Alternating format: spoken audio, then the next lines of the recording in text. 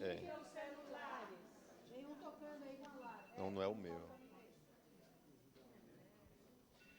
Pois é, para que a gente não tenha que parar a nossa gravação, né? Importante que nesse momento coloquemos o celular no silencioso, modo avião aí.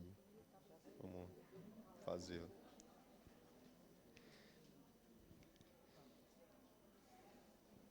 Nós vos louvamos, Senhor Deus da vida. Bendito sejais, porque nos criastes por amor. Vossas mãos nos modelaram desde o ventre materno. Nós vos agradecemos pelos nossos pais e todas as pessoas que cuidam da vida desde o início até o fim. Em vós somos, vivemos e existimos. Abençoai todos que zelam pela vida humana e a promovem. Abençoai as gestantes e todos os profissionais da saúde. Dai às pessoas e às famílias o pão de cada dia, a luz da fé e do amor fraterno. Nossa Senhora Aparecida, intercedei por nossos nascituros, nossas crianças, nossos jovens, nossos adultos e nossos idosos, para que tenham vida plena em Jesus, que ofereceu sua vida em favor de todos. Amém. Muito grande. Tem umas pessoas que falam com uma voz muito forte, a sua, por exemplo. Então, você vai lá no fundo, para não ficar tão forte a tua voz, e ele encobre a voz do padre, e a voz dele é que vai dar o ritmo. A gente não tem que declamar, não é pelo grito da voz que Deus vai ouvir as nossas orações. Nós falamos bem baixinho e ele vai conduzir assim, tá bom? Que passou muito, né, Camilo? Passou quanto?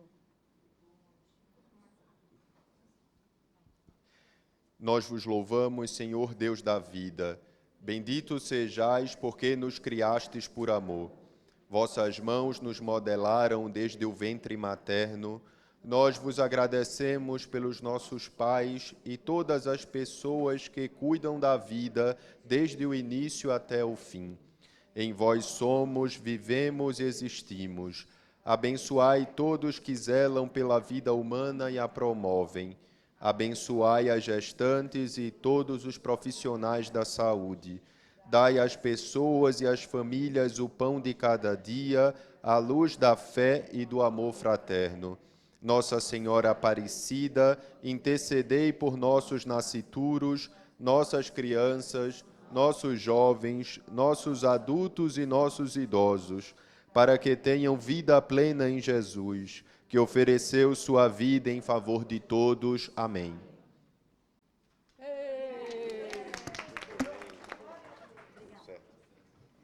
Muito oportuna, né, Padre? E quem ficou com essa oração pode levar e fazê-la todo dia.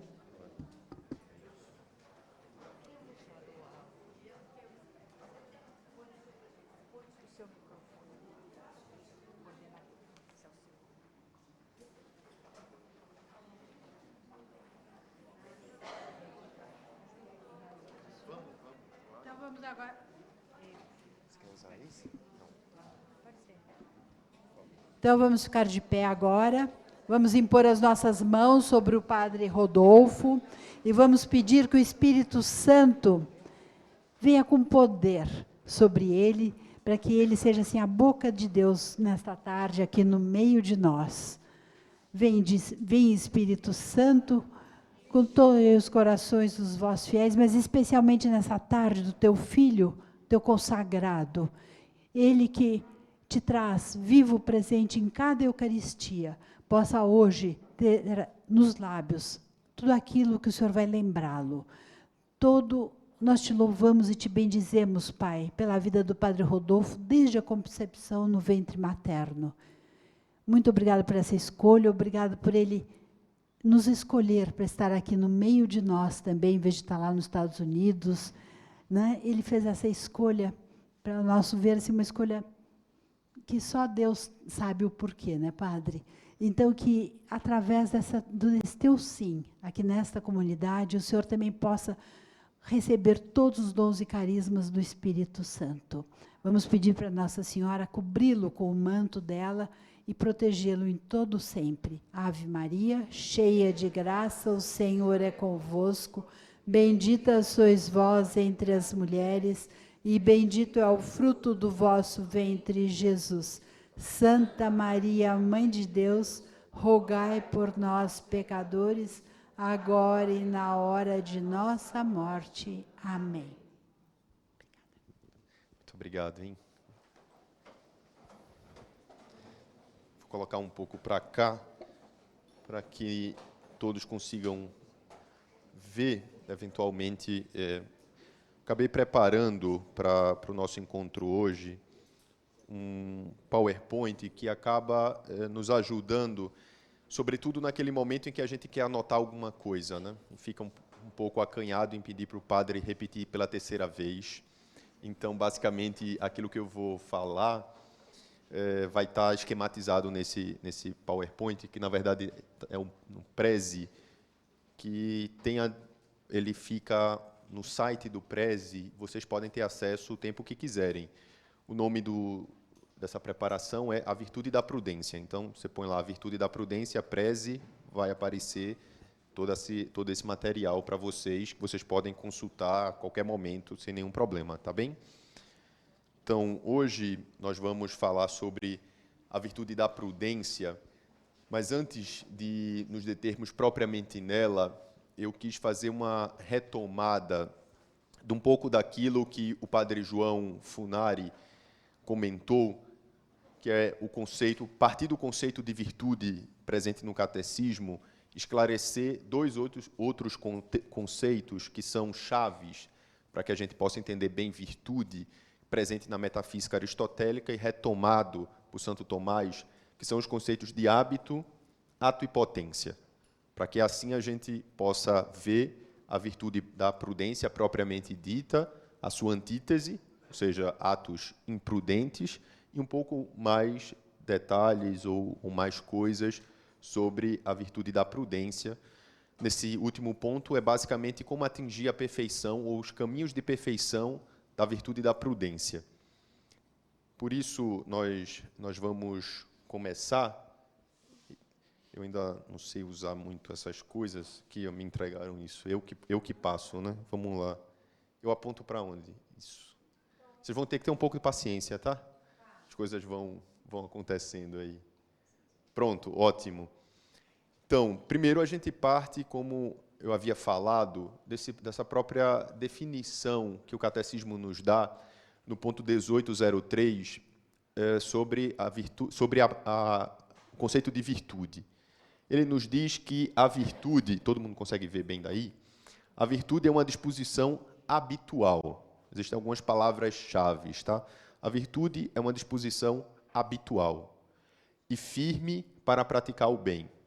Permite à pessoa não somente praticar atos bons, mas dar o melhor de si mesma. A pessoa virtuosa tende para o bem com todas as suas forças, sensíveis e espirituais. Procura o bem e opta por ele em atos concretos. E aqui uma citação de São Gregório de Nissa, em que ele diz: o fim de uma vida virtuosa consiste em tornar-se semelhante a Deus. É importante que a gente guarde, sobretudo, essa frase de São Gregório, porque ela vai iluminar tudo aquilo que a gente viu ao longo de todo esse tempo que estamos aqui. Por que estudar as virtudes? O porquê das virtudes? Porque as virtudes são um meio que nos tornam mais semelhantes a Deus. Ponto. Esse é o nosso fim último. Sempre nós já vimos ao longo desse curso, nos deparamos com essa pergunta, em algumas ocasiões: qual o fim último do homem? Poderíamos responder dizendo que o fim último do homem é a felicidade. Sendo bem entendida, equivaleria a dizer que o fim último do homem é Deus. Eu prefiro ser mais direto, considerando que em nossos tempos felicidade é entendida de muitas formas, e formas inclusive infelizes. Por isso, a essa pergunta que é fundamental para o desenvolvimento de tudo isso que estamos estudando, eu costumo responder de uma maneira muito simples e objetiva. Qual o fim último do homem? Deus. Ponto. Sendo Deus o fim último do homem, a vida do homem deve ser esse movimento de se configurar a Deus. É importante que a gente lembre, voltando, né? Vamos voltar um pouco, mas não vou voltar para a primeira aula, eu vou voltar lá para a criação de Adão e Eva, né? Mais ainda. Deus, quando cria o homem à sua imagem e semelhança. Mas não só o corpo, mas a alma, a sua imagem e semelhança. Quando Deus cria o homem, nós vamos ver mais à frente, tá? Só advertindo vocês de algumas coisas. A primeira delas é que ao longo dessa nossa conversa, né, nós vamos ver diferentes definições acerca da virtude. Diferentes definições acerca da virtude e da prudência. Mas, apesar de diferentes, são complementares. Certo? São definições que vão ajudando a gente a entender progressivamente melhor. Dito isto, voltamos para Adão e Eva. Quando Deus os criou, Deus os fez para Ele. Qual o fim último do homem? Deus, né? Poderíamos responder Deus, sem nenhum problema. Deus os fez para Ele. O homem, e isso na prática significa o quê? Ele tendia naturalmente para Deus. Aquilo que nós vamos ver daqui a pouco, que chama potências operativas do homem, moviam-se quase que naturalmente para Deus, de uma maneira ordenada. O pensamento, o conhecimento da realidade, da verdade, os seus afetos, tudo tendia para Deus. Mas, felizmente, houve no meio do caminho uma pedra. E o nome dessa pedra é pecado original.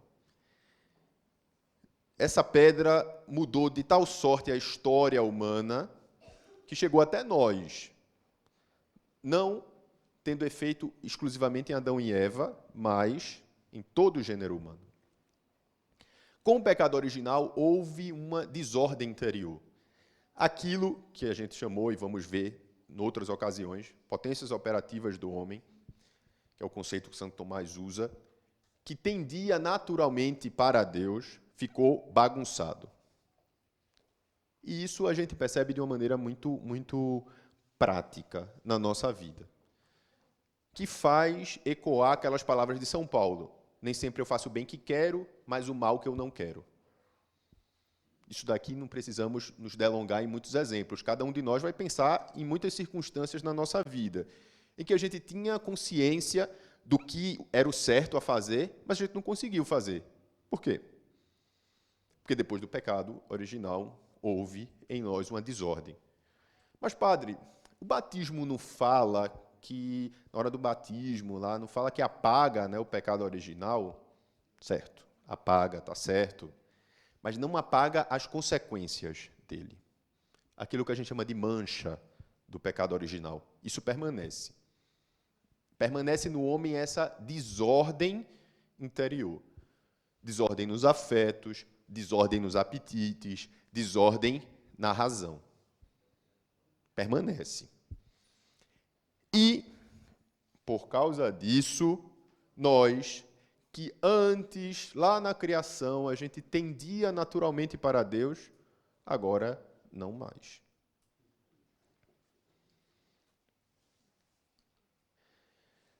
E é justamente nesse ponto que vai entrar para nós esse conceito de hábito. Essa noção de hábito, a palavra hábito, ela vem do latim, aqui fica melhor para vocês anotarem, ela vem do latim habere, da palavra latina habere, que significa ter. No português, dá para a gente fazer essa distinção de uma maneira muito nítida entre o ser e o ter. O ser é aquilo que nós somos naturalmente. Nós somos animais racionais, nós somos dotados de corpo, alma, espírito. Mas o ter significa algo que nós não somos naturalmente, mas nós adquirimos. Adquirimos com esforço, com empenho, com engenho. Isso é o ter. A gente não é, mas a gente adquire. Por isso, eu tenho. Certo? Vamos lá. À medida que a gente progride, as coisas vão ficando um pouco mais claras. Nós somos seres sensíveis, racionais, etc., mas muitas coisas nós adquirimos com o nosso trabalho. E é justamente aqui que entra essa noção de hábito. Nós temos um conjunto de virtualidades que são dadas pela natureza, mas outras nós precisamos adquirir pelo engenho. Lembra do que a gente falou, que há em nós um descompasso, uma desordem interior? Ponto. Isso é prescindível para que a gente entenda. Essa desordem interior impede que, naturalmente, a gente tenha acesso a Deus. Mas esse acesso a Deus não foi excluído, não foi vedado. É possível, mas não sem esforço. Nós só conseguimos esse acesso ao nosso fim último através do hábito. O que é o hábito? Essas outras coisas que precisamos adquirir pelo engenho e pelo esforço. É o engenho e o esforço para adquirir aquelas coisas que nós não temos ou nós não somos naturalmente. Podemos ir dentro do hábito, eu gostaria de passar para um outro conceito que a gente chama de ato e potência.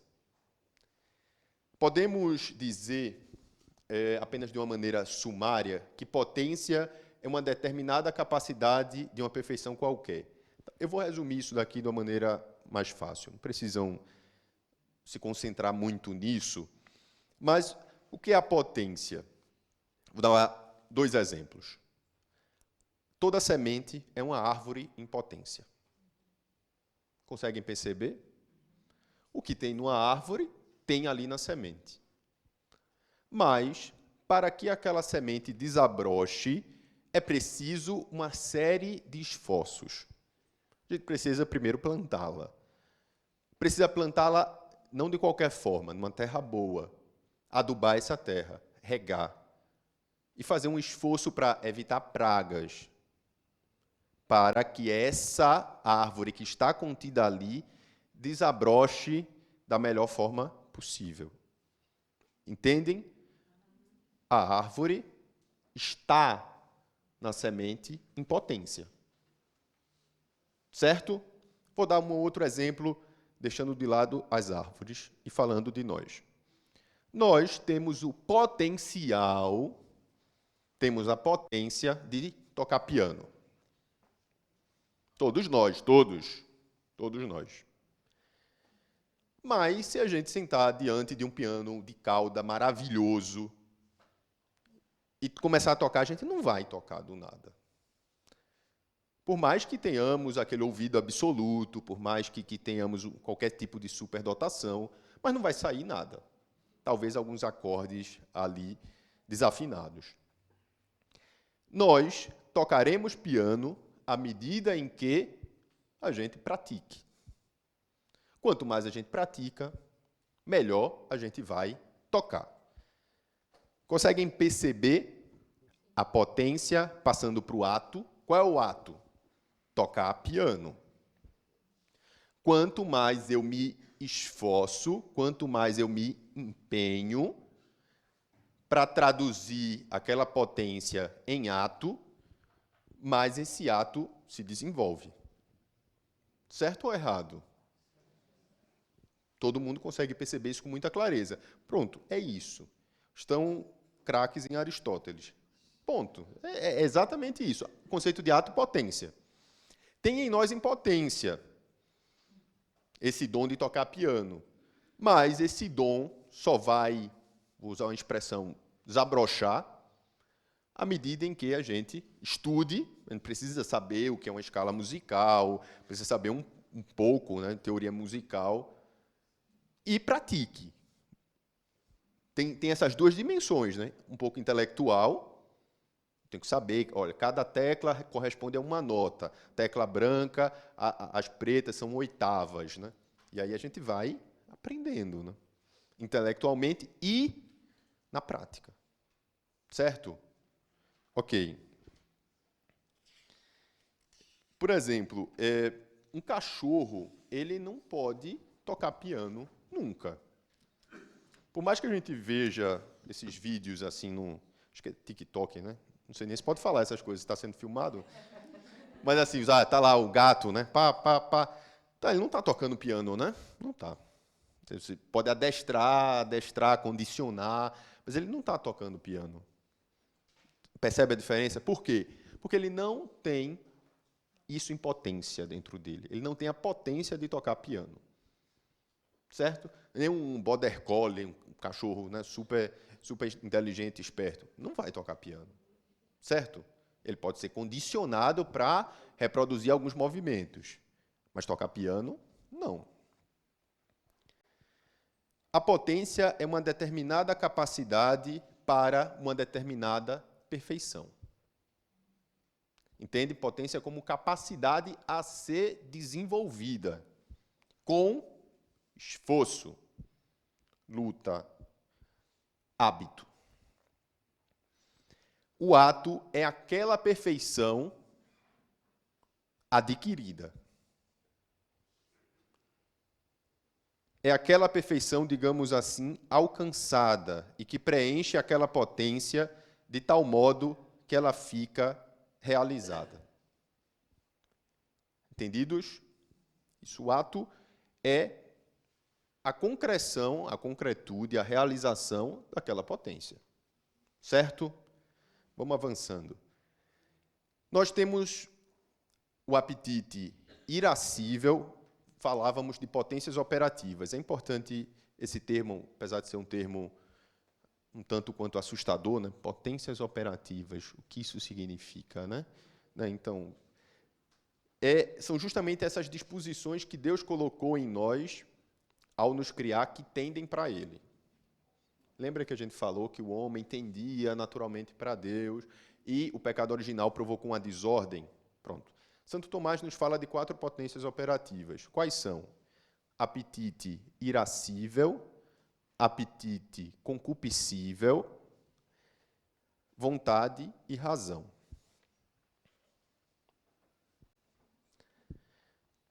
O apetite, nós temos um apetite que é sensível a 2 tipos de objeto, aos prazerosos ou objetos incômodos.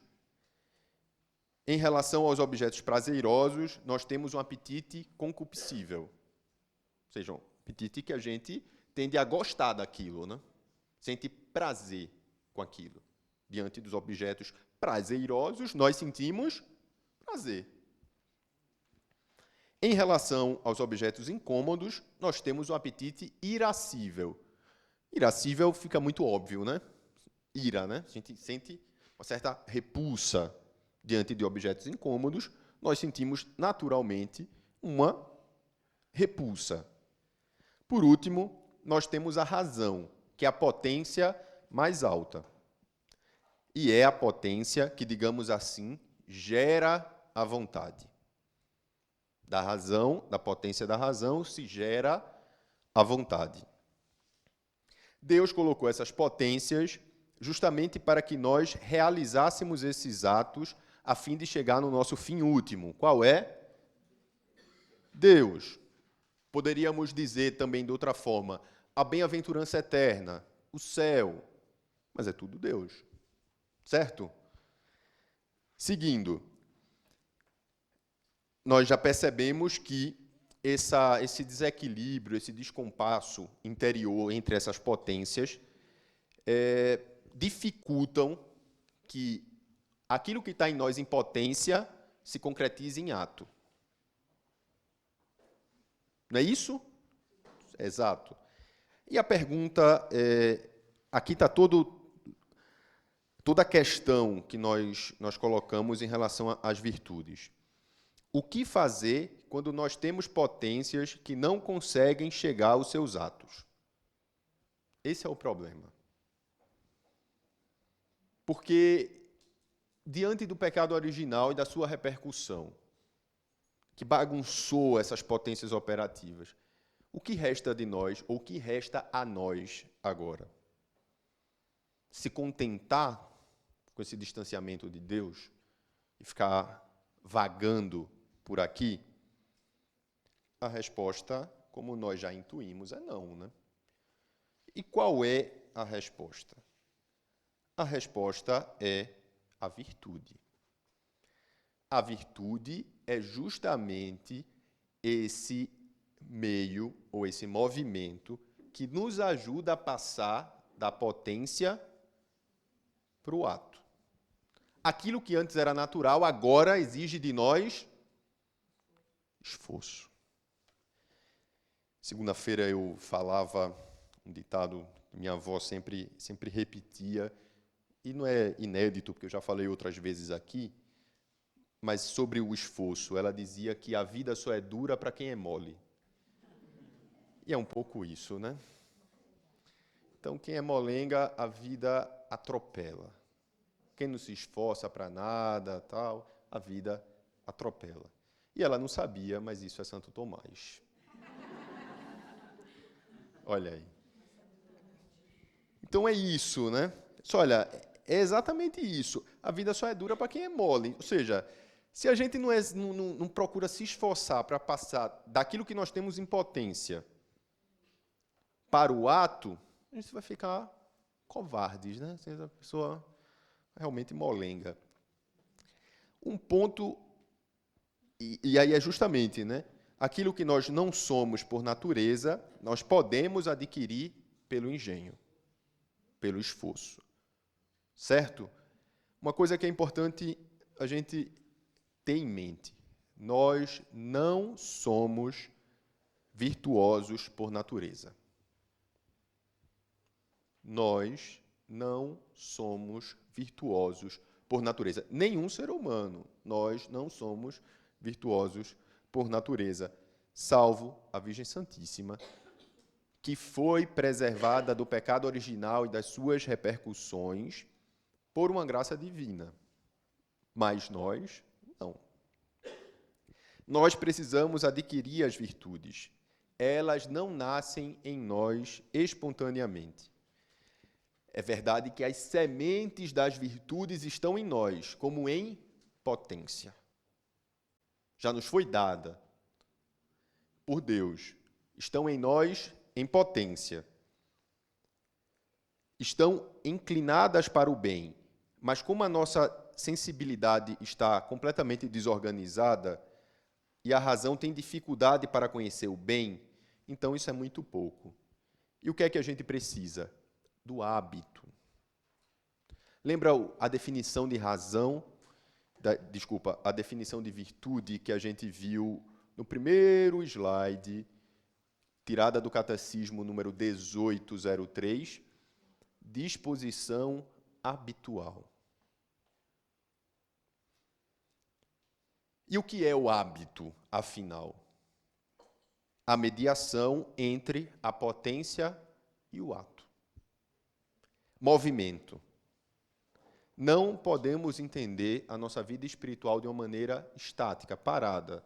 A santidade como um lugar ou uma coisa. Peguei, sou santo, acabou. Não. É sempre um movimento. Ainda a primeira frase que eu disse a vocês que vai nos acompanhar ao longo da nossa conversa hoje. O fim de uma vida virtuosa consiste em tornar-se semelhante a Deus. Por que São Gregório de Nisa não diz igual a Deus? Porque Deus é perfeito, né? Ponto. Deus é perfeito. E Deus, sendo perfeito, nós ser semelhante a Ele cessa em algum momento? Não. Por isso que, até o nosso último dia de vida, nós devemos lutar para ser semelhante a Deus. Para passar a potência que nós temos de santidade para o ato da santidade. Vamos conseguir zerar a conta em algum dia? Não. Porque Deus é perfeito. Mas podemos progredir e muito nisso. É importante que a gente tenha claro duas coisas que eu gostaria de destacar. A primeira delas é o Evangelho de São João, capítulo 14, no qual nosso Senhor Jesus Cristo diz aos seus discípulos: na casa de meu Pai há muitas moradas. Por que há muitas moradas? Porque existem graus de santidade diferentes. Por isso que na casa de meu Pai há muitas moradas. Uma coisa que nós devemos afastar de nós é aquela tentação de uma falsa humildade de dizer que a santidade não é para nós. A santidade é para qualquer pessoa, menos para a gente. Olha, só vai para o céu quem é santo. Se você diz que a santidade não é para você, você diz que o céu não é para você. Logo, você vai para onde? Para o inferno, né? A gente sabe que existe o céu, o inferno e tem um purgatório. O purgatório não é um lugar. Sim, claro, como o céu não é um lugar, o inferno não é um lugar. Mas o purgatório serve... Olha, já vai entrar em outro assunto, né? Mas o purgatório, grosso modo, tá? Grosso modo, é para, como o próprio nome já aponta, purgar as nossas penas, né? Então, porque a confissão perdoa a culpa, a pena do pecado fica. Então, a gente tem que purgar essa pena para poder entrar no céu. Quando nosso Senhor Jesus Cristo vier para julgar os vivos e os mortos, e o seu reino não terá fim, o purgatório vai acabar. Acabou. Por quê? Quem está aqui na Terra ainda vivo vai ser julgado e vai ter seu destino traçado. Depois disso, acabou, é céu ou inferno. Por isso, o purgatório é transitório. No dia que teologicamente a gente chama de parousia, ou seja, o dia do juízo final, né? A gente tem medo, né? Muitas histórias em torno disso. Então, pronto, nesse grande dia também, o purgatório já era, tá? Então, fica céu, inferno. Então, quem não quer ser santo, quer ir para o inferno. Não é isso? Eu sei que é chocante, né? Mas eu só estou traduzindo. Se você diz que não quer ser santo, você está dizendo que você quer ir para o inferno. É isso que você quer? Suponho que não. Por isso, temos que nos esforçar para sermos santos. Mas a santidade não deve ser entendida como ausência de defeito ou ausência de pecado. Indefectibilidade. Não é. Santidade é luta. Luta. Todos os dias. Luta contra o pecado, luta contra as tentações. Seguindo.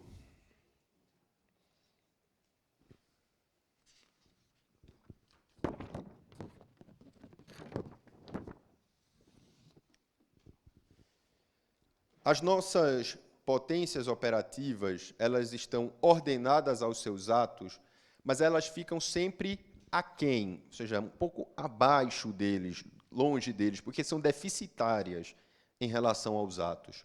Então, as virtudes são hábitos no sentido de que elas suplementam as nossas potências operativas para que elas tenham a mobilidade necessária para chegarem no ato. É importante entender aqui uma outra coisa. Hábito não deve ser entendido como costume. Normalmente nós usamos, né, como equivalentes. O hábito é um costume, né? Eu tenho um hábito de tomar café depois do almoço. Tem um costume.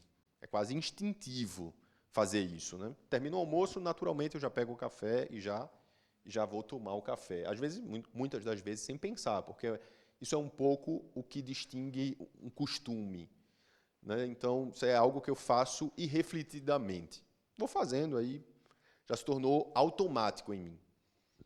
Eu tenho o costume de, enquanto eu estou estudando, ficar com a mão na cabeça, puxando alguma coisa. Tanto faz, cada um tem. Na minha terra a gente chama de cacuete, né? Então é isso, né? Tem esses costumes assim que são irrefletidos.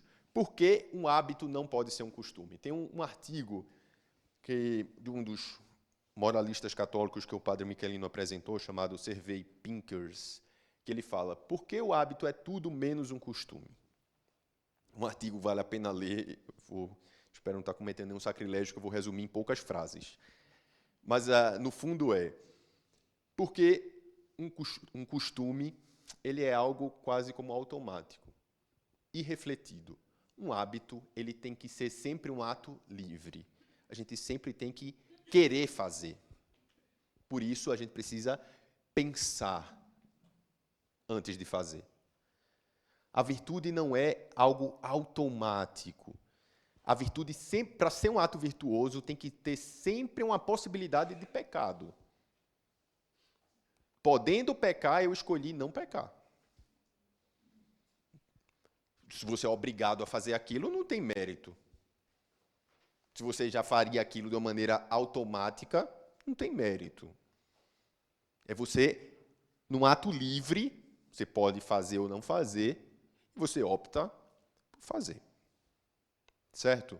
Esse é o ponto. Por isso que hábito não pode ser confundido como costume.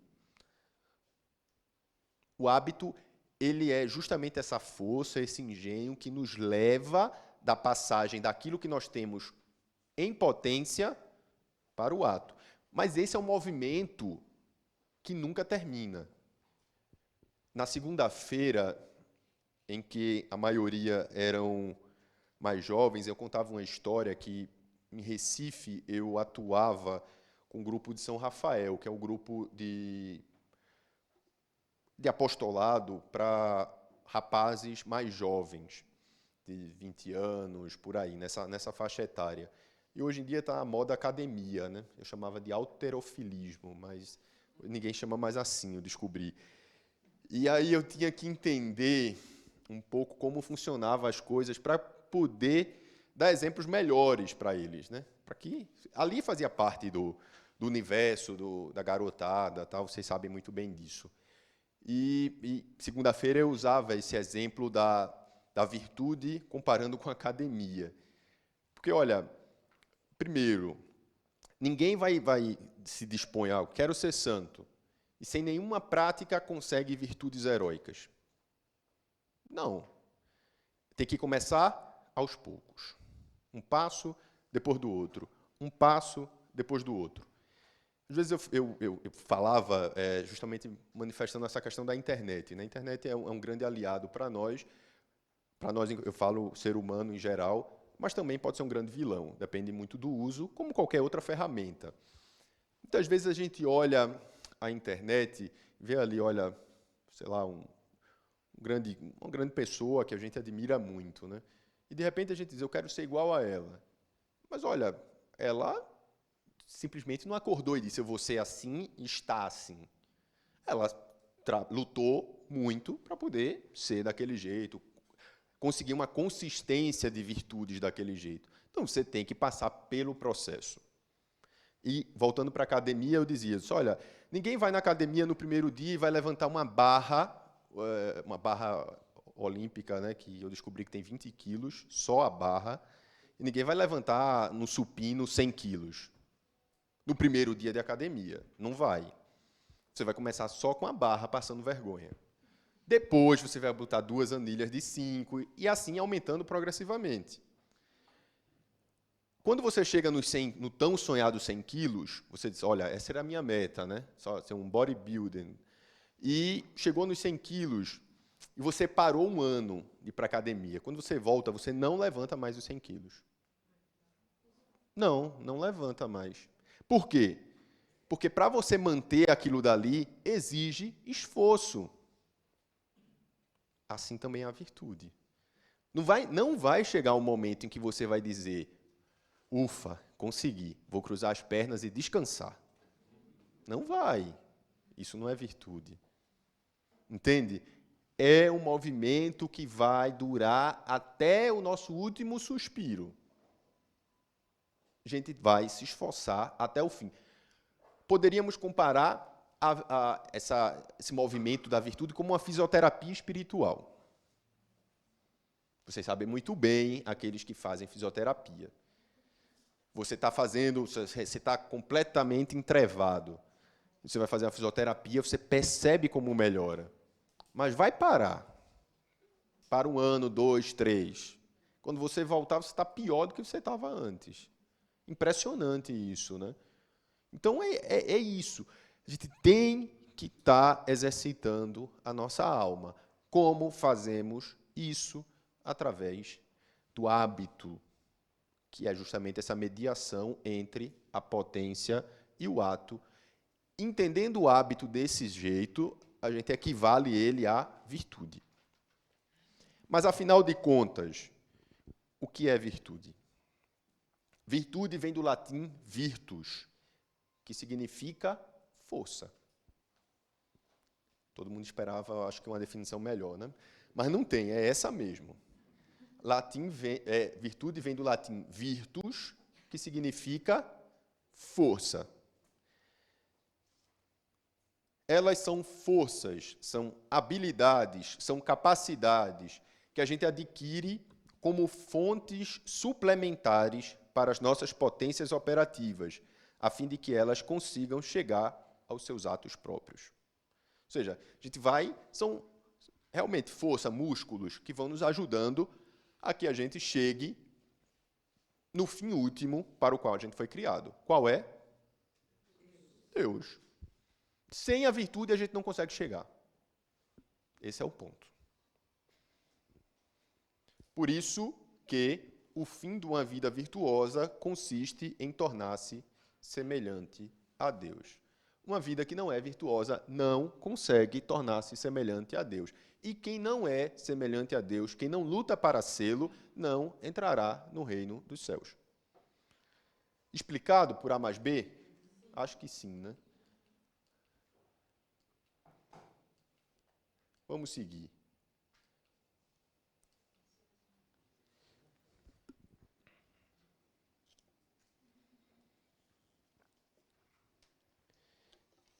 As virtudes, a gente pode, nesse sentido, né, dizer que a virtude ela é um hábito no sentido dispositivo, que nos dispõe a fazer as coisas. Não é simplesmente intelectual, tá? Essa é uma das grandes... Ela tem 2 dimensões. Intelectual, que a gente chama de cognoscitiva, e uma outra muito própria da vontade, né? Intelectual no sentido de que a gente tem que conhecer as coisas, saber exatamente o que é. É um conhecimento das coisas reais que acontecem, que existem. Mas também não basta só conhecer, né? Quem é preguiçoso pode conhecer a Suma Teológica toda, mas não vai ser virtuoso. Por quê? Virtude é força. Quem é preguiçoso é fraco. As virtudes morais são chamadas de virtudes cardeais. Quem sabe o que significa virtude cardeal? Mas a palavra cardeal significa eixo, mas uma definição mais estrita, a palavra cardeal vem de cardo, que significa dobradiça. Frustramos-nos de novo, né? Dobradiça, é isso aí. A palavra latina cardo significa dobradiça. E é interessante porque nós temos quantas virtudes cardeais? 4. 4 virtudes cardeais.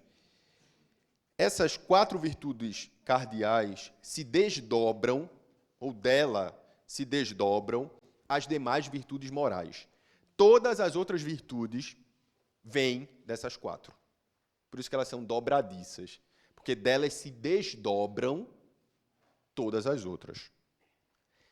Nesse sentido, as 4 virtudes cardeais, elas suplementam as nossas 4 potências operativas. Não é por um acaso que são 4. 4 potências operativas, 4 virtudes cardeais. Cada virtude vai ajudar uma potência daquela a se tornar um ato. Por isso que são 4. Que nos ajudam a chegar ao fim último do homem, que é... Olha, nossa, impressionante, hein? Então, por isso que é muito importante nós compreendermos essa noção de hábito e essa noção de virtude, para que a gente consiga começar a penetrar na psicologia das virtudes. Começar. Vamos finalmente para a aula de hoje. Não, desculpa. Realmente a aula de hoje é isso, mas vai ser rápido. Precisava deixar muito consolidado em vocês eram esses conceitos, porque esses conceitos são basilares.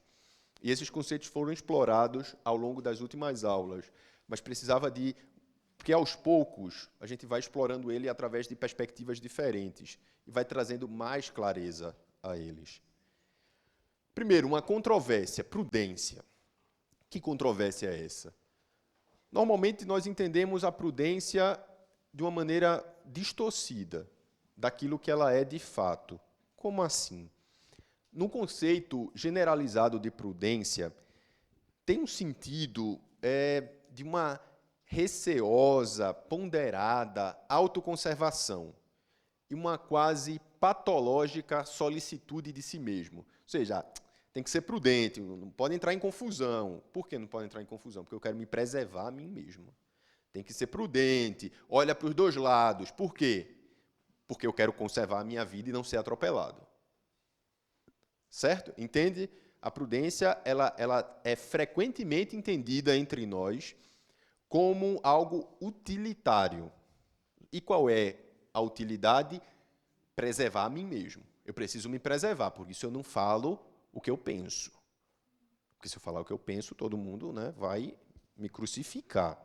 Certo? Então, por isso eu tenho sempre essa paranoia de, em todas as minhas relações, de se autopreservar, se autoconservar. Por que dá problema no casamento depois que casa? Porque essa paranoia vai passando, né? Então eu vou mostrando quem eu sou. E aí a pessoa vai dizer, não casei com isso, não. Não é assim que acontece? Não. Não casei, mas eu escuto muita gente casada. E é isso, né? Porque a gente começa distorcendo as coisas e eu estou sempre aquele cavalheiro que abre a porta, que paga a conta, que puxa a cadeira, e etc. Chega em casa, vira um troglodita, né? Então é um pouco uma coisa estranha, né? Parece que é bipolar, né? Então, e a mulher é a mesma coisa, né? Então, né, faz aquela comidinha, faz aquele negócio, depois casou, né? Já larga de mão, né? Então, um pouco isso. Essa ânsia quase que patológica da nossa parte por se autopreservar. É entendida a prudência nesses termos. Que está errado, que não é isso. Mas, afinal de contas, o que é? Vamos ver ao longo da nossa tarde. Santo Tomás nos diz que toda virtude presta atenção, toda virtude é necessariamente prudente. Com isso, nós já percebemos que a prudência, ela é a mãe de todas as virtudes morais. Morais, tá? Ou cardeais. Mas não só aquelas 4, né? Mas lembra que são dobradiças todas as outras virtudes morais que se desdobram dessa. Certo? Por que eu faço essa distinção? O padre Michelino falou muito bem, ele falou das virtudes teologais. A maior delas é caridade, né? Ele citou aquela primeira carta de São Paulo aos Coríntios, capítulo 13, né? São Paulo faz aquele belíssimo hino à caridade, e é isso, a maior, a mais alta de todas as virtudes é a caridade. É a suprema lei da igreja, inclusive. Mas, dentre as virtudes morais, ou como a gente chama, virtudes cardeais, a maior delas, a mãe de todas elas, é a prudência. Todas as virtudes são necessariamente prudentes. A virtude é a capacidade perfeita do homem enquanto pessoa espiritual. A justiça, a fortaleza, a temperança só atingem a capacidade do homem total e, portanto, a sua perfeição quando se fundamentam na prudência. A potência que nós temos dessas virtudes só desabrocham da melhor forma possível se for através da prudência. Certo? Vamos continuar. Só a prudência aperfeiçoa as práticas naturais e instintivas, as naturalmente boas disposições, transformando-as em virtudes autênticas, isto é, no modo de ser autenticamente humano da perfeita capacidade. Entendem que é um caminho, tá? Então você nunca vai ser perfeito, tá? Você vai lutar para se assemelhar àquele que é perfeito, que é nosso Deus. Certo? Então, é uma luta, é sempre um caminho. Nunca entendam a virtude, seja ela qual for, como uma posse, como algo estático. Adquirir, acabou. Virtude é força. Certo? Ok. A virtude da prudência é a forma primordial de todas as virtudes morais. Ela atua em todas elas, encaminha cada uma delas para a sua essência verdadeira. Todas participam dela e é graças a esta participação que são virtudes. O bem essencial do homem reside no fato de, abre aspas para Santo Tomás, toda a citação que eu faço aqui é dele, tá? Ele foi o que melhor e mais claramente compendiou a questão das virtudes.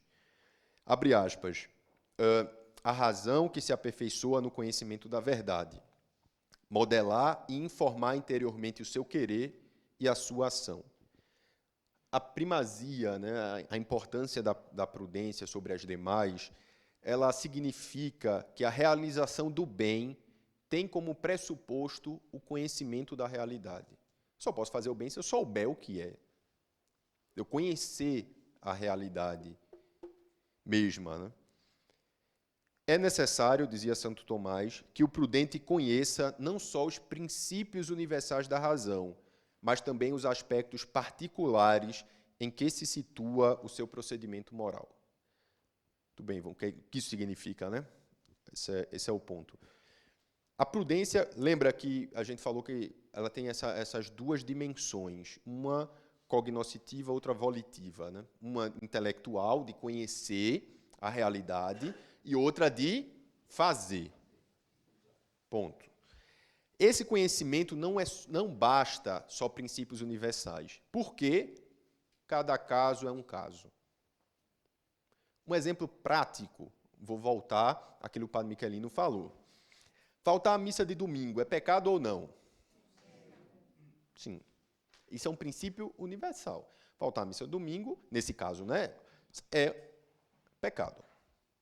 Mas, se eu estou doente, gravemente doente de modo que eu não consiga sair da cama, por exemplo, não precisa estar internado, mas consigo sair da cama, faltei à missa domingo, é pecado? Não. Ou seja, não basta a gente iluminar a nossa razão com princípios universais. Por quê? Qual é o princípio universal? Faltar à missa domingo é pecado. E nesse caso concreto? Não. Entende? Outro exemplo. O preceito envolve ouvir missa inteira no domingo. Cheguei atrasado 5 minutos. É pecado? Sim. Ouvir, qual é o princípio universal? Missa inteira aos domingos. Atrasei 5 minutos. É pecado? É. Qual é o preceito? Agora, por que você chegou atrasado? O caso específico.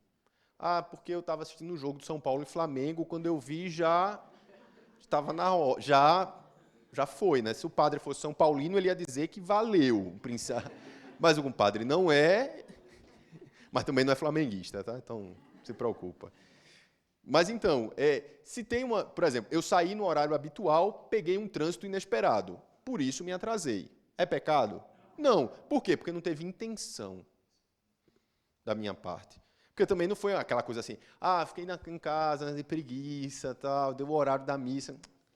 Não, eu vou... Assim, aí saiu na hora, começou a missa, saiu de casa. Aí é outra coisa, né? Venhamos e convenhamos, atrasou 5 minutos. Valeu? Não. Por quê? Porque você não quis, você não deu importância àquilo. Você foi quase como por um costume mesmo, né? Algo assim. Entende? Entende a diferença? Por isso que, fazer uma boa advertência a todos. Por isso que a gente tem que ter muito cuidado com aquilo que a gente vai falar às pessoas. Hoje, com a internet, voltando a ela, todo mundo é autor. Todo mundo pode falar o que quiser. E a gente tem uma tentação de dizer mentiras com verdades. Como assim? Usando verdades, princípios universais, a gente pode dizer uma grande mentira. Como nesse caso, agora há pouco. Eu faltei à missa porque eu estava doente. Mas eu vou dizer, usando uma verdade, um princípio universal. Olha, terceiro mandamento da lei de Deus. Faltar à missa ao domingo é pecado, você tem que se confessar. Eu estou dizendo uma grande mentira com uma verdade. Entende? Esse é o ponto. Então, qual é o cuidado que eu digo a vocês, e a todos nós, né? É que antes de ser... Eu gosto muito daquele evangelho de São Mateus, salvo engano, no capítulo 10º, em que ele vai mostrar a convocação dos apóstolos. Então, vai falar o nome de um por um. Jesus chamou fulano, fulano, fulano, fulano, e os constituiu como seus discípulos. Passou um tempinho lá e depois enviou eles como apóstolos. Antes de ser apóstolo, antes de pregar a mensagem que ouviram de Jesus, antes foram discípulos. Ou seja, estiveram com Jesus, demoraram com Jesus, aprenderam, ouviram. Às vezes a gente quer sair daqui e já falar para todo mundo aquilo, dar uma aula sobre virtude da prudência. Poxa, não, né? Não. Espera a coisa maturar. A gente tem que ter paciência. Nós estamos vivendo em tempos que tudo é muito instantâneo, tudo é muito rápido. Então, a gente corre esse risco de fazer mais mal do que bem. Com verdades, o que é ainda pior, né? Entende? Então, vai com calma. Não estou dizendo que eu não vou falar nunca, eu vou ter medo, né, de fazer. Não, mas olha, a virtude está no meio, né? Então, vamos com calma, vamos experienciando. E como fazê-lo, né? Nunca dizendo que o que você está falando é uma verdade absoluta. Existe uma verdade absoluta? Óbvio. Quem é a verdade absoluta? Nosso Senhor Jesus Cristo. Eu sou o caminho, a verdade e a vida. A Sagrada Escritura, a revelação, os dogmas, etc. Mas não é a sua interpretação daquilo, a verdade absoluta. Entende? Esse é o ponto. Tem que ter cuidado. A gente tem que ter, prudência, refletir bem. Né? Olha, será que é isso? Essa interpretação é essa mesmo? O que diz o magistério perene da igreja? Ou será que eu estou falando besteira? Normalmente está. É isso. Mas esse é o critério que nós, padres, usamos ou deveríamos usar também. A gente não está ileso a isso. O que eu falo para vocês antes, eu falo para mim, na frente do espelho, assim, para mim, eu tenho que entender isso também. Nós, enquanto padres, temos que entender isso também, e principalmente, né? O caráter próprio da prudência, isso daí, um ponto, mais uma definição de prudência, e essa é importante, tá? O caráter próprio da prudência é o comprometimento no campo dos meios e dos caminhos, e no caminho das realidades concretas. O caráter próprio da prudência é o comprometimento no campo dos meios. Lembra aquela expressão, né, que Maquiavel fala que os fins justificam os meios, mas a moral cristã, não. Não basta só ter fins bons, boa intenção. Minha avó dizia, né? Estou citando minha avó e Santo Tomás hoje aqui. Minha avó dizia, de boas intenções o inferno está cheio. Não é isso? Olha aí, muitas pessoas aqui falam isso. Tem que falar mesmo. Está precisando o mundo de hoje ouvir isso. De boas intenções, o inferno está cheio. Não importa só o fim, mas os meios. Certo? E a prudência é justamente essa virtude que nos ajuda a eleger os meios para a realidade concreta. A gente vai ver já já com mais detalhes isso. A prudência ela não é, todavia, o simples conhecimento. Não consiste em estar bem informado. Não é isso. Ela consiste no fato de o conhecimento da realidade se transformar numa decisão prudente, que já se realiza. Não é só conhecer. Lembra que a gente falava, não adianta você conhecer tudo e estar deitado no sofá, sem fazer nada, né? Então, é o conhecimento que deve se transformar na decisão prudente, que se repercute na sua realização. Não é aquele também, né? Ah, eu vi, realmente ponderei a realidade, me decidi, mas não fiz. Não. O caminho é esse. Ponderei a realidade, me decidi diante disso e fiz. Pronto. Isso é um ato prudente. Certo? Que eu posso me equivocar, tá? Óbvio. Por quê? Porque o meu conhecimento da realidade ele é parcial. Lembra daquela confusão com o pecado original? Pronto, ela permanece. Por isso que tem que ter um hábito, por isso que tem que ter um esforço perene, constante, em nós, para cada vez mais conhecer melhor a realidade como ela é de fato. E o que nos atrapalha a conhecermos a realidade como ela é de fato? O pecado.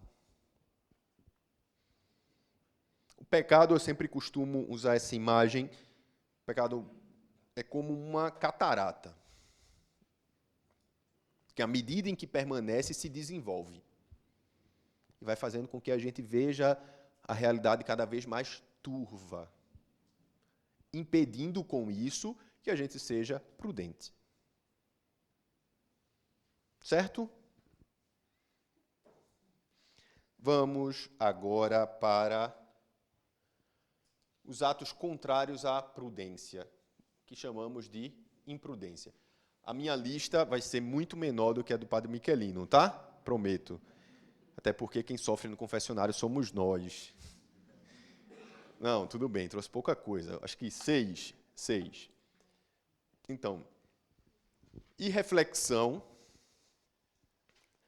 e indecisão. A irreflexão é muito óbvio, né? Quando a gente vai tomar uma decisão assim, de pronto, né? Rapidamente, assim, sem ponderar com seriedade a coisa, né? Sem ter um juízo bem fundamentado. Você faz o que dá na cabeça, né? É imprudente por reflexão. E é interessante que, é aquilo que dizia Santo Tomás, mas já se apropriando dos gregos, né? Que a gente deve ser lento na reflexão, mas o ato refletido deve se executar rapidamente. Lento na reflexão significa ponderar bem as coisas, ou seja, examinar os prós e os contras, ver as coisas com acuidade, mas assim que refletir, agir. Não ser imprudente por falta de ação, ou não ser indeciso. Essa falta de decisão, né? Uma segunda forma de imprudência é essa indecisão. Por isso que dizia Santo Tomás, que é na decisão diretamente orientada para o ato que se encontra o autêntico louvor da prudência. O autêntico louvor da prudência está na decisão de agir, assim, que já se realiza, né? Prudente não é aquele que fica especulando apenas, é aquele que age. A irreflexão e a indecisão, de que falamos agora há pouco, né, são imprudentes pela via da recusa, mas também são imprudentes a negligência, a desatenção no exame das realidades concretas que rodeiam o nosso agir, assim como a moleza na decisão. Isso aí a gente já percebe com muita clareza, né? Aquela pessoa que não se decide nunca, que sempre fica, refletiu sobre aquilo, fica pedindo conselho a 200 pessoas e não se decide. Ah, meu Deus, o que é que eu vou fazer? No fundo, ela está procurando alguém que diga, faz isso, porque se der errado, ela vai botar a culpa na pessoa. Então, nunca digam a ninguém o que ela deve fazer.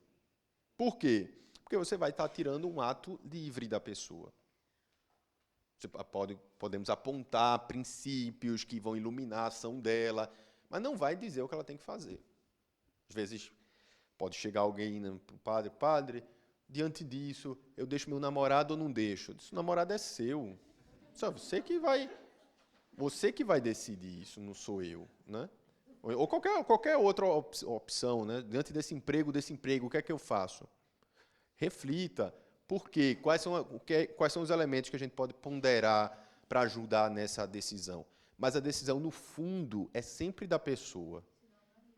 Senão, não é livre. E senão, mesmo que seja uma decisão boa, não vai ser virtuosa. Porque uma decisão virtuosa, ela é sempre livre. Certo? Não decidam por ninguém. Principalmente as mães com os filhos. Nunca digam ao seu filho o que ele tem que fazer. Claro, se for criança, um bebê, ele tem que ouvir isso, né? Mas marmanjo, não. Por quê? Primeiro, porque ele não vai fazer, ele vai fazer exatamente o contrário. E segundo, porque não é a sua vida, né? Normalmente, as mães não estão ponderando sem um afeto, né? Sempre tem um afeto, um sentimento, um pouco daquela, eu queria, né? Eu quero sempre que o meu filho seja um funcionário público, assim, para ter aquela proteção, tudo, né? Aquela estabilidade. Então, eu nunca vou dizer para ele largar um concurso que ele fez para poder empreender, né? Porque tem muito medo, mãe sempre quer assim, né? O filhinho assim, né?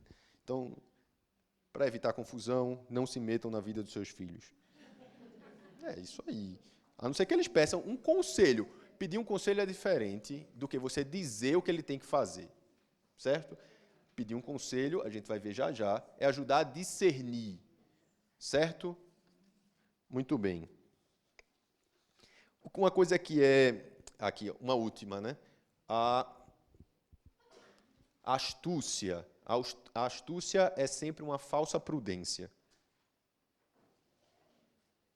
Porque ela é sempre aquela maneira de ser preocupada com a tática, que não é capaz de olhar direito nem proceder direito. Mesmo para fins retos, existem caminhos falsos e tortuosos, né? O astuto é esse, né? É aquele exemplo máximo de quem olha a prudência como um meio de se autoproteger. Então, ele é astuto, né? Vamos lá. Santo Tomás, ele fala que todas essas falsas prudências e hiperprudências são congênitas da avareza e tem nela a sua origem. Interessante esse ponto, que se Santo Tomás não falasse, eu também não acho que eu não saberia. Não intuiria, né? Aqui agora sumiu, mas eu vou ler. No outro também deu problema, exatamente nesse. Vamos lá. A avareza significa, nesse caso, mais do que o amor desordenado ao dinheiro e às posses. Mas chegou ruim. Foi assim que chegou da outra vez também. Paciência. A avareza não é só o apego ou amor desordenado ao dinheiro e às posses materiais que a gente tem, né? Mas Santo Tomás, ele citava São Gregório Magno para dizer que deve antes, abre aspas, né, entender-se no sentido da desmedida aspiração a toda espécie de posse, por meio da qual o homem pretende assegurar sua verdadeira grandeza e o seu verdadeiro valor. Significa, portanto, a angústia senil de uma convulsiva autoconservação, confiada apenas no que é firme e seguro. Isso é avareza. A angústia senil de uma convulsiva autoconservação, confiada apenas no que é firme e seguro. Entende? É aquela pessoa que confia exclusivamente naquilo que é firme e seguro. Não apenas no dinheiro e nos seus bens materiais, mas tudo aquilo que está no plano horizontal, no plano material. Ele faz dessas coisas a fonte da sua confiança. De uma maneira, como ele fala, né? De uma maneira convulsiva, assim, de uma maneira... Assim, ele quer, no fundo, perseguir a sua autoconservação. Por isso que um avarento nunca vai dizer como São Paulo, viver para mim é Cristo, morrer para mim é lucro. Nunca. Por quê? Porque ele quer, nessa sanha pela autoconservação, ele quer viver. Então ele está apegado a tudo que possa garantir isso. De uma maneira desmedida, né? Então, a raiz dos pecados contra a prudência está, no fundo, na avareza. Interessante, né? Acho que foi o padre Pedro que falou um pouco das virtudes naturais e as virtudes infusas.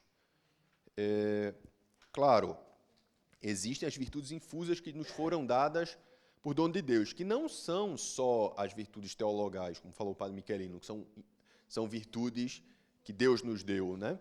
Dons gratuitos do Senhor, no momento do nosso batismo. É no batismo, tá? Porque nós não somos, por natureza, filhos de Deus. Nós somos criaturas de Deus, certo? Por isso que a gente batiza todo mundo, né? Criança, tudo. Porque é pelo batismo que nós nos tornamos, recebemos no batismo o nome de cristãos, que significa nós nos tornamos outros Cristos. E quem é o Filho de Deus? Unigênito, Cristo. Como nós nos inserimos em Cristo, nós nos tornamos também filhos. Por isso que a teologia diz, nós somos filhos no Filho. Porque nós, quando somos batizados, nos tornamos filhos de Deus, porque nos tornamos membros vivos do corpo místico de Cristo, que é a Igreja. Certo? Então, ninguém nasce filho de Deus, tá? Ninguém. Criatura. Se torna filho no batismo. E no batismo, nós recebemos as virtudes infusas, fé, esperança, caridade. Mas também as demais. Como potência. Que estão orientadas para o nosso fim último, que é Deus. A salvação eterna. Mas... Santo Tomás fala de uma maneira assim maravilhosa, né? Ele diz que a prudência dada a cada cristão se encontra orientada para as necessidades da salvação eterna. Mas diz também que há ainda uma outra prudência, que ele chama de mais perfeita. Não já diretamente recebida no batismo, a qual coloca o homem em condições de dirigir-se a si mesmo e aos outros, não só nas coisas necessárias à salvação, mas também em tudo o que diz respeito à vida humana. Esse é o toque da prudência natural. É que a gente consegue se dirigir nas coisas que dizem respeito ao nosso dia a dia. Não só a nossa salvação eterna. Certo? Poderia resumir, espero que tenha resumido certo. Resumir dessa forma, né? A prudência infusa, por exemplo, já que estamos falando de prudência, né? Ela se orienta para os nossos atos que dizem respeito à nossa salvação. A prudência natural é a prudência que a gente vai trabalhando, atualizando cada potência para ato, relativa às coisas do nosso dia a dia, né? As coisas das nossas necessidades aqui na Terra, que, no fundo, vão nos levando para Deus, né? O fundo é isso, tudo vai nos levando para Deus. Não tem uma dicotomia, tá? Não tem aí uma cisão. Vamos lá. Mais sobre prudência. Acabamos de falar sobre isso. Caminhos para a perfeição da prudência. Temos 3 caminhos. Santo Tomás nos aponta 3 caminhos. Caminho número 1. Memória. Está sem acento porque em latim se escreve assim mesmo. Sem acento. Memória. Assim, Santo Tomás era para estar aqui, assim, né? Aqui termina a citação, aqui começa a minha, né? A boa memória, enquanto pressuposto da perfeição da prudência, quer dizer a memória fiel ao ser. Santo Tomás cita a memória fiel ao ser como o primeiro pressuposto da perfeição da prudência. Mas o que significa memória fiel ao ser? Esse é o ponto, né? Trocando em miúdos, poderíamos dizer que essa memória fiel ao ser é saber para o que nós fomos criados. Fomos criados para quê? Pronto, para Deus, acabou, está respondido. Isso, para Deus. Pronto. Caminho perfeito da prudência, o primeiro passo é esse, saber que nós fomos criados para Deus. Claro, isso envolve muitas outras coisas, tá? Santo Tomás demora um monte na Suma falando sobre isso. Então, tá, estou resumindo em uma frase, né? Por isso que todas as considerações que vocês tirarem, não só dessa aula, mas de outras, vocês não digam, é isso. É isso também, não é que a gente está mentindo, tá? É isso mesmo. Vocês podem, estou dando fontes, né? Mas, assim, não é só isso. Esse é o ponto, né? Não é só isso. Claro, o Santo Tomás destrincha isso de uma maneira muito mais profunda, mas esse curso serve para nós como uma introdução, meio que para nos inquietar a estudar mais, a se aprofundar mais sobre esse tema, certo? Então, a gente vai trazendo algo assim que dê o primeiro start na nossa vontade. O segundo passo é a docilidade. No que diz respeito à prudência, isso é citação de Santo Tomás, tá? Onde estão essas citações? Vou situar vocês. A Suma Teológica ela é dividida em duas partes. A segunda parte é dividida em duas partes. Prima secundae, secunda secundae. Então, na secundae secundae, ou seja, na segunda parte da segunda parte, estão também essa parte das virtudes, tá? Ponto. Aí vocês podem dar uma olhada, acho que a partir da questão 39, mas me lembro de qual 38, por aí em diante. No que diz respeito à prudência, ninguém se basta a si mesmo. Sem a docilidade, não pode haver prudência perfeita. Isso aí é sem um tracinho, saiu o hífen aí, não sei porquê. Mas a docilidade não é, evidentemente, a submissão ou zelo superficial do bom discípulo, que o que o termo designa é aquela capacidade de se deixar instruir, capacidade que brote não de uma vaga modéstia, mas simplesmente do desejo de conhecimento verdadeiro, o que já, de resto, necessariamente contém a autêntica humildade.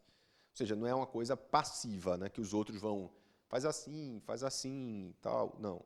Mas é reconhecer que, olha, eu não sei de tudo, eu não me basto a mim mesmo, eu preciso ser humilde para entender que existem pessoas que podem me ajudar. Certo?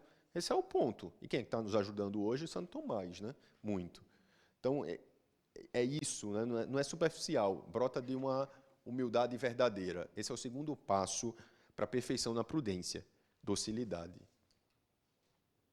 Terceiro, solécia. Eu preferi deixar solécia mesmo. E como traduzir solécia, né? A gente poderia traduzir como uma habilidade, mas ela é um pouco mais do que uma habilidade. É uma plena capacidade, tá? Acho que é uma tradução boa. Em virtude da qual o homem, quando o inesperado aparece diante dele, não obedece ao reflexo de fechar os olhos e as cegas, né? E fazer as coisas. Mas, de olhos abertos e penetrantes, consegue decidir-se pelo bem e vencer assim a tentação da injustiça, da covardia, da intemperança. Sem esta virtude da objetividade na situação crítica, não é possível a prudência perfeita. Ou seja, é aquela habilidade, aquela capacidade de diante de algo que pode acontecer na nossa vida, mas não é a maior parte que acontece desse jeito. Só, olha, você tem que tomar uma decisão agora, é realmente agora. Então você não se furta a isso, mas também não fecha os olhos e vai. Você consegue pensar sobre aquilo, refletir sobre aquilo e decidir. Se comprometendo, colocando os princípios que devem iluminar a nossa ação. Lembrando, poucas serão as necessidades que se configurarão dessa forma. A maioria delas, a gente tem tempo, sim, de refletir. muitas vezes a gente se coloca naquilo que chamamos de sinuca de bico, né? Só tenho isso e isso. Não, tenho que decidir. Calma, respira, presta atenção no problema, reflete sobre ele e se decide. Precisa de solécia. Certo? Mas não simplesmente a rapidez. Uma rapidez ponderada. Exato. Porque não pode ser somente assim, aquele reflexo de tomar a decisão logo. Porque se tomar a decisão logo é uma roleta russa, né? Você tem que pensar sobre isso. Vamos lá, seguindo.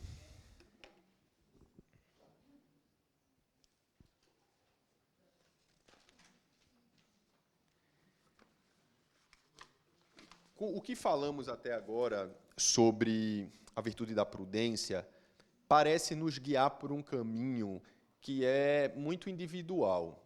Cada um se esforça sozinho e vai vencendo aos poucos, através do hábito e através desses caminhos de lembrar para aquilo que foi criado, de ter docilidade e de ter essa capacidade, essa plena capacidade de decisão em situações limites, tal. Mas olha, até o ponto 2 mesmo, a docilidade, já nos mostra que precisamos do outro. Não estamos nesse mundo sozinhos. Não conseguimos nos desenvolver plenamente na virtude sozinhos. Mas aí você poderia perguntar, mas padre, e aqueles santos que foram eremitas? Não estavam sozinhos? Estavam e não estavam. Eles tinham uma plena consciência de que a nossa fé comporta em si uma decisão comunitária, uma dimensão comunitária. E é justamente sobre essa dimensão comunitária que esse ponto sobre amizade, amor e prudência trata. Como falamos ainda que rapidamente hoje, a maior de todas as virtudes é o amor, a caridade, né? O amor entendido como caridade. Por isso, esse amor de amizade, ele consegue estabelecer essa ponte, essa ligação entre uma pessoa e outra. Certo? Só o amigo prudente pode penetrar na decisão do amigo, decisão que no amor se torna como propriamente sua, e não é, portanto, de fora que ele vê. Só ele, em identificação de amor, é capaz de colocar a complexidade da decisão sob a sua direta responsabilidade. Por isso é possível ao amigo, mas só ao amigo prudente, indicar consultivamente a decisão conveniente. Este prudente amor de amizade, que não tem nada a ver com qualquer intimidade sentimental, tem nada a ver com isso, e, pelo contrário, essa intimidade sentimental atrapalha, é uma condição imprescindível da verdadeira direção espiritual. É ter essa comunhão. Porque o que é que faz esse amor? Faz com que eu torne o seu problema o meu problema. Porque eu te amo. Mas eu tornar o meu problema o seu problema não vai fazer com que eu decida por você. Mas vai fazer com que eu me importe a tal ponto de refletir com você os melhores meios para lidar com esse problema. Esse é o ponto. Por isso que Santo Agostinho, né, ele vai dizer, ama e faz o que queres também. Né? Olha, o amor ele vai nos iluminando de tal sorte que permite, inclusive, criar essas pontes entre nós e ajudar-nos mutuamente nas nossas decisões. Por isso, eu gostaria de fazer um aconselhamento prático. Né? É importante que a gente, São José Maria sempre falava que a confissão ela sempre tem que ter um pouco de direção espiritual. Então, que a gente primeiro se prepare bem para a confissão e que tenha um tempo para essa confissão. Não seja algo rapidinho, sabe? Às vezes, a gente tem aquela tentação de chegar assim para o padre como se a gente fosse chantageá-lo emocionalmente, né? Dizer, padre, me atende aqui rapidinho. Só, olha, ser rapidinho não é importante, né? Então, assim, só, se você for falar, padre, o senhor pode me atender agora, confissão, e se não for possível, eu vou dizer não. E se você falar rapidinho, eu vou dizer não ainda, né? Não. Por quê? Eu não estou falando não porque eu não quero. Que realmente naquela situação ali não pode, mas existem outras situações, isso e aquilo. Entende? Então, assim, olha, se você não leva a sério o seu pecado, o seu problema, né? Aquilo que você quer partilhar, como é que o outro vai levar a sério? Esse é o ponto. Olha, não pode ser rapidinho. A confissão é um sacramento. Se eu for fazer uma confissão rapidinho, posso até cometer um sacrilégiozinho. Né? Olha, esse é o ponto. Só rapidinho, não, já chega falando, né, às vezes, do pecado, né? Na frente de todo mundo. Não, está errado, né? Se você não leva a sério sua vida espiritual, você está em apuros. Você tem que levar a sério. Olha, você tem que preparar bem. Mas aí você vai dizer, padre, como fazê-lo numa confissão, numa fila que dura 40 minutos aos domingos? Não, se confessar na medida do possível aos domingos aqui na paróquia. Por quê? A confissão dos domingos aqui vai continuar, óbvio. Vai porque é uma medida pastoral. Ou felizmente, nós temos mais católicos do que padres, e a demanda é realmente grande. E existem muitas pessoas que não conseguem no dia de semana e que usam o domingo ali para realmente se confessar. Mas é uma tentação de a gente fazer o 2 por 1, matar 2 coelhos numa cajadada só, né? Então aí eu vou para a missa e me confesso, acabou, maravilha. Não faz nenhuma coisa nem outra direito. Né? Não consegue fazer um bom exame de consciência, não consegue prestar atenção na missa. Você está na missa ali de corpo presente. Tudo bem, excepcionalidades, ok. Mas, ordinariamente, se você pode se confessar dia de semana, faça. Inclusive, aqui na paróquia, já está pronto, na verdade, acredito que começa a funcionar a partir do mês de outubro. Cada padre vai ter um dia na semana para atender, assim, continuamente no confessionário. Né? Na terça já tem o padre José Pui, que ele fica, acho, salvo engano, das 9 da manhã até meio-dia e meia, por aí, até às 13 horas. Mas aí na quarta, quinta, sexta, também cada um de nós daremos esse plantão, vai ser tudo divulgado, etc., para que ajude também vocês, né? Você tem a opção. Porque a confissão não é simplesmente, eu vou descarregar meu pecado e pronto. Por quê? Tem até aquela confissão habitual, que é aconselhável, mas que a gente tem que saber fazer. Eu me confesso toda semana, mas eu vou dizer sempre, toda semana, a mesma coisa, exatamente a mesma coisa, né? Então, toda semana, vou dar um exemplo bem irrisório, toda semana eu faltei a missa do domingo. Então, toda semana eu chego para confessar e digo que faltei a missa do domingo. Isso significa o quê? Primeiro, eu não só tenho esse pecado. E segundo, quanto eu tenho lutado para vencer esse pecado? Porque a confissão não é só para você despejar pecado, ajudar você a crescer na virtude, na luta. Virtude é força. Quanto eu tenho colocado força para sair disso? Certo? Pode ser que eu caia de novo? Claro, óbvio. Santidade não é indefectibilidade, mas é esforço. No fundo quanto eu tenho me esforçado para isso? E uma confissão bem preparada vai ajudar, inclusive, você a olhar para outras dimensões da sua vida que você não tem dado atenção e que você tem caído. Muitas vezes, né, o casamento é cercado de desafios. Então, tive ira, né? Eu briguei com meu marido toda semana, né? Tal. Mas tudo bem, ainda que você tenha brigado toda semana com seu marido, mas tem uma série de outras coisas que você também fez e que você não está prestando atenção naquilo. Porque você não está com a consciência desperta. Por isso que é bom fazer um exame de consciência também.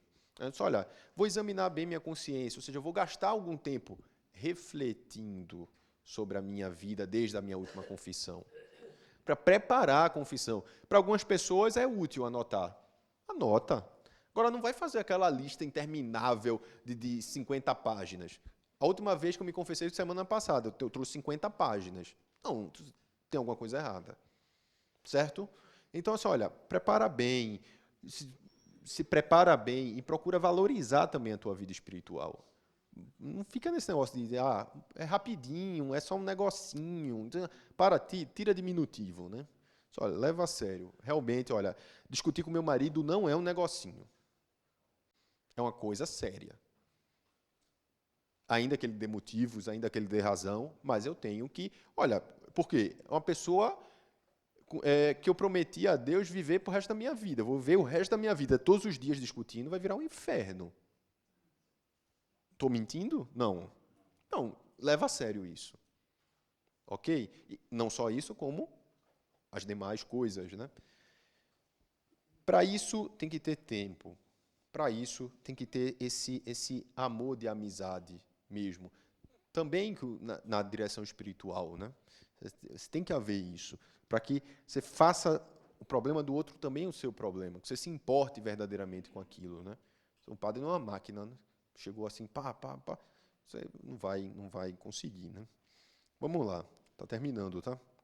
Prudência perfeita, ela é a característica da maioridade moral. A virtude da prudência, pelo contrário, sendo a perfeita capacidade de decisão em função do real, é precisamente a característica da maioridade moral. E a primazia da prudência sobre a justiça, a fortaleza e a temperança quer dizer que, sem maioridade, não é possível existir uma autêntica vida moral e um autêntico procedimento moral.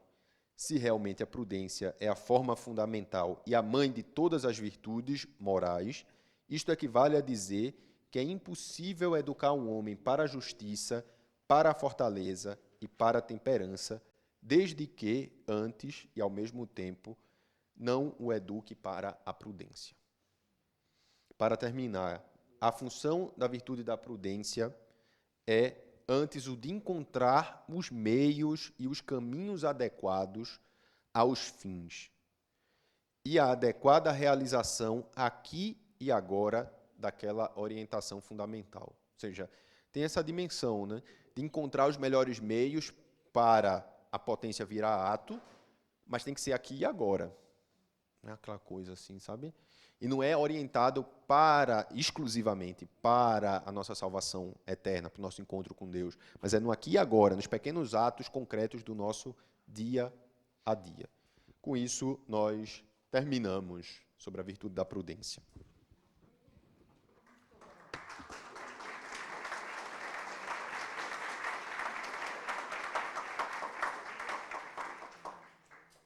Merece um copo d'água. Para depois poder abençoar a gente. E a semana que vem o nosso curso vai terminando. Vai ser o Padre Miquelino. Então não faltem, estejam aqui, cheguem cedo para a gente poder também rezar juntos um pouco antes do curso, né? Da aula começar. E todo mundo já fica convidado para o cafezinho, chazinho de erva cidreira natural também, que é ali atrás. Tem em Recife isso? Tem. Então, olha lá, vai ter lá. E uns bolinhos gostosos. E depois que acabar o curso, na quinta-feira, depois do feriado de 12 de outubro, o grupo de oração Espírito Santo continua aqui, às quintas-feiras, sempre das 2h30 às 4h30. E a Gisele vai nos falar sobre ID, para missão. Aproveitando que é mesmo missionário. Maravilha. Então vamos ficar de pé, vamos agradecer. Vamos pôr as nossas mãos sobre o nosso querido Papa Rodolfo e cantar assim, bênção sobre bênção. Bênção sobre bênção, bênção sobre bênção,